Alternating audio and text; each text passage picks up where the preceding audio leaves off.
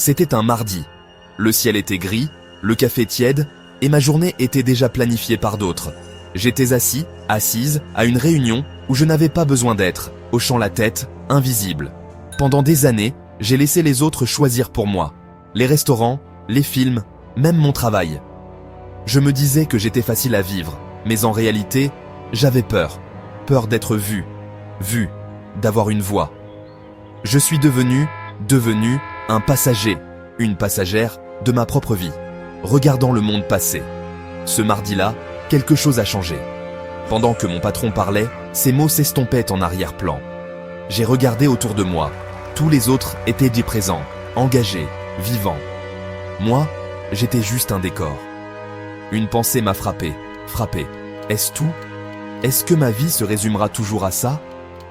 Le silence dans lequel j'avais vécu est soudainement devenu étouffant. Le reste de la réunion fut un brouillard. J'ai ressenti le poids de tous les mots que je n'avais jamais dits, de tous les choix que je n'avais jamais faits. J'ai quitté cette pièce changé. À l'intérieur, une tempête avait commencé. La musique de ma vie ne s'était pas seulement arrêtée, j'ai réalisé que je n'avais même jamais appuyé sur play. Le silence n'était plus paisible, il était assourdissant. C'est à ce moment-là que j'ai su que quelque chose devait changer. Je ne pouvais plus ignorer le vide. Comment en arrivons-nous là ? C'est un processus lent, une petite capitulation à la fois. Vous suivez le mouvement, le restaurant, les plans, les tâches inutiles. Ce n'est pas grave, vous vous dites. À chaque fois, vous construisez une autre brique dans votre cage invisible. On vous connaît comme quelqu'un de facile à vivre, mais vous vous apprenez que vos désirs n'ont pas d'importance. Dire oui aux autres et non à soi-même devient automatique. Finalement, vous cessez même de vous demander ce que vous voulez. La cage est confortable, décorée d'excuses. Je suis juste timide, je ne veux pas faire de vagues. Les gens vous récompensent d'être complaisant, mais le prix, c'est votre authenticité. Vous échangez votre voix contre l'approbation, votre être contre la paix. Vous devenez le reflet des attentes des autres, une coquille vide. La vie semble belle de l'extérieur, mais à l'intérieur, il y a un vide grandissant. Vous regardez les autres vivre avec un but et vous vous demandez quel est leur secret. Le mur que vous avez construit est votre propre cage, familière, mais pas heureuse. Le confort n'est pas la même chose que le bonheur. La sécurité que vous ressentez est une illusion. Et finalement, vous réalisez que vous êtes en train de disparaître. Nous pensons que la peur est notre plus grand obstacle, mais il y a quelque chose de plus dangereux, le mensonge de « je changerai demain ». C'est l'excuse parfaite, reconnaître le problème, mais reporter l'action. Demain devient toujours aujourd'hui, et la promesse est repoussée encore. Ce cycle peut durer toute une vie. Le mensonge nous protège de l'inconfort. Le vrai changement est difficile. Cela signifie affronter les peurs, être vulnérable. Le mensonge du lendemain nous permet de rêver d'une vie meilleure sans faire le premier pas. Nous vivons dans le fantasme de notre potentiel futur, tandis que notre présent reste bloqué. Le vrai problème n'est pas la peur, c'est l'attente. Attendre le moment parfait, la confiance, la permission. Mais l'univers est silencieux. Le moment parfait n'arrive jamais. La confiance se construit par l'action, pas par l'attente. Plus vous attendez, plus vos habitudes s'enracinent. Le mensonge du lendemain devient votre vérité, et votre vie de rêve reste un rêve. Le véritable ennemi n'est pas la montagne à venir, c'est la croyance que vous commencerez à la gravir demain. Le changement commence au moment où vous arrêtez d'attendre. La seule issue est d'agir maintenant. Ne laissez pas le mensonge du demain vous voler votre vie. Il arrive un moment où la douleur de rester le même l'emporte sur la peur du changement. C'est une prise de conscience déchirante. Plus d'excuses, juste la dure vérité. Vous vous voyez non pas comme vous prétendez être, mais comme vous êtes devenu. Un spectateur, une spectatrice, une ombre. La douleur est le regret, le temps perdu, une vie à moitié vécue. Pour moi, ça m'a frappé dans le silence de ma voiture, après cette réunion. J'ai pleuré, pas pour une seule chose, mais pour tout ce que j'avais perdu en restant silencieuse. À cet instant, la peur semblait insignifiante comparée à l'agonie d'une autre année comme celle-ci. C'est le déclic, la décision interne de vous choisir vous-même.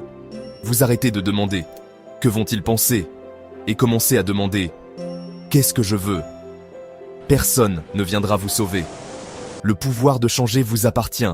Il ne s'agit pas de devenir quelqu'un d'autre, mais de retrouver celle que vous étiez destiné à être. Au moment où vous vous choisissez, tout change, même si rien n'a encore changé à l'extérieur. Une nouvelle énergie circule. Intention, but, estime de soi. La peur est toujours là, mais elle n'est plus aux commandes. Vous êtes enfin au volant, choisissant votre propre destination. C'est le premier jour de votre vraie vie. Le voyage commence par un choix honnête.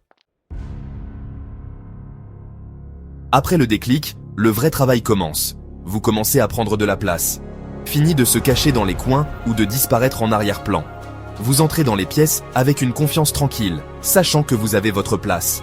Vous vous tenez droit, droite. Établissez un contact visuel et choisissez une place à la table. Ces petites actions sont puissantes. Elles disent à votre cerveau que vous comptez. Vous arrêtez de demander la permission pour des choses pour lesquelles vous n'avez pas besoin de permission. Au lieu de « Est-ce que ça va si je… » vous dites « Je vais ». Ce changement est une révolution. Vous vous traitez comme un égal, une égale.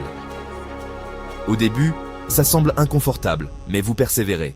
Chaque fois que vous vous tenez droit, droite, vous renforcez votre décision. Vous vous apprenez, une action à la fois, que vous comptez. Vous avez une place dans ce monde. Il est temps de la revendiquer. Ensuite, vous vous donnez une voix. Pendant des années, vous avez gardé vos opinions et vos sentiments cachés, craignant d'être ignorés ou de vexer les autres. Le silence était votre bouclier, mais aussi votre cage. Maintenant, vous arrêtez de vous censurer. Vous partagez vos idées, même si elles ne sont pas parfaites. Le but n'est pas d'avoir raison, mais de participer et de contribuer. Dans votre vie personnelle, vous êtes honnête sur ce que vous voulez. Vous dites « En fait, je n'ai pas envie de ça. Et si on faisait plutôt ça ?» Les vrais amis respectent votre honnêteté. Les relations authentiques sont bâties sur le respect mutuel, pas sur l'adaptation unilatérale. Le plus difficile est d'apprendre à dire non. Dire non n'est pas égoïste, c'est de l'estime de soi. Chaque non renforce votre détermination et vous rappelle que vos besoins sont valables. Exprimer votre vérité attire les bonnes personnes. Le changement le plus profond est la façon dont vous vous traitez. Avant, vous vous mettiez en dernier. Vos besoins, votre confort et votre bonheur étaient des pensées secondaires. Ce n'était pas de l'humilité, c'était un manque d'estime de soi.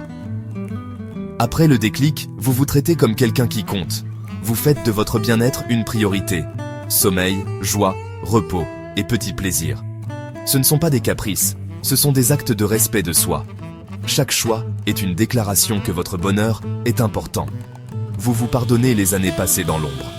Vous vous libérez du regret et de l'autocritique. Vous vous regardez avec compassion et encouragement. Vous êtes sur un nouveau chemin, apprenant et grandissant. Traitez-vous avec la gentillesse que vous offririez à un ami.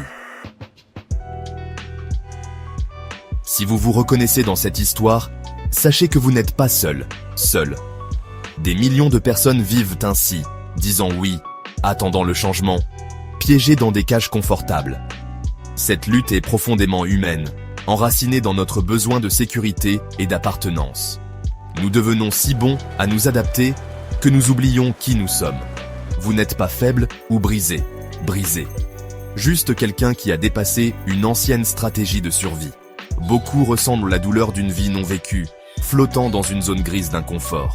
Mais vous êtes ici, lisant ceci, et ce n'est pas un hasard. Votre moment est proche. Le déclic est un choix que vous pouvez faire dès maintenant. Vous ressentez plus fortement l'appel à une vie différente. Vous êtes à la croisée des chemins. Rester le même, la même, ou choisir le changement. Le chemin familier mène au regret. Le chemin inconnu mène à la vie. Au fond de vous, vous savez lequel choisir. Vous êtes prêt, prête.